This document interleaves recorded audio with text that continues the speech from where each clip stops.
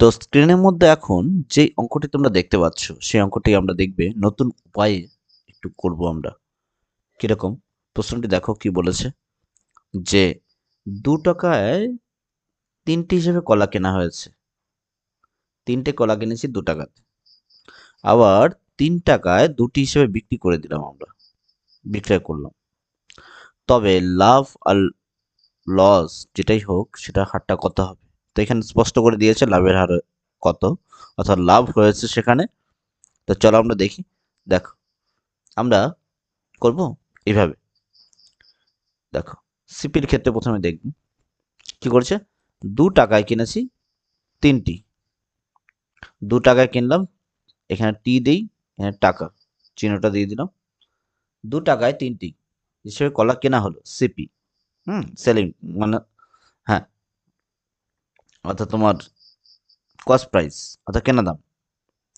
আর 3 টাকায় 2টি হিসেবে বিক্রয় করা হলো। তো এসপিটা হচ্ছে সেলিং প্রাইস, হচ্ছে 3 টাকায় 2টো করে বিক্রি করা হয়েছে। তো আমরা এই ক্ষেত্রে কি করব, মাথায় রাখবে এই সংখ্যাটাকে না আমরা সমান করে দিব। তো 3 আর 2 বিপরীত, এটাকে আমরা 2 দিয়ে গুণ করি, তবে 6টি হলো। সংখ্যাটাকে সমান করব, এখানেও 6টা কিনবো 6টা বিক্রি করব, এইভাবে আর কি। তাহলে এখানে দেখো, তাহলে এখানে 6টা হয়ে গেল, 6টা কেনা হলো, 6টা বিক্রি করা হলো। তো এইদিকে যেহেতু 2 দিয়ে এক্সট্রা গুণ করেছি, তাহলে এই পাশেও আমরা 2 দিয়ে এক্সট্রা একটা গুণ করব। তো কথা হচ্ছে এখানে 4 টাকা হয়ে গেল।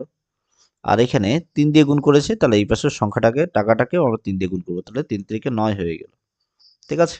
তো এখানে কত বাড়লো বলো তো দেখি। এখানে বাড়লো হচ্ছে 5 টাকা বাড়লো, +5 হলো, তাই না? এখানে কত হলো, +5 হয়ে গেল। তো 5 টাকা লাভ হলো 4 টাকার মধ্যে। দেখো 5 টাকা লাভ হচ্ছে কত টাকার থেকে, 4 টাকার থেকে। তো সিপিটা নিচে 4 টাকার থেকে। ওকে, 4 টাকার থেকে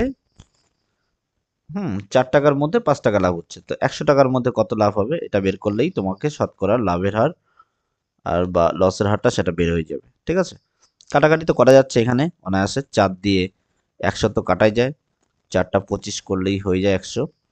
তো 5 আর 25 গুণ করলে দাঁড়াচ্ছে গিয়ে 125%, তাই না?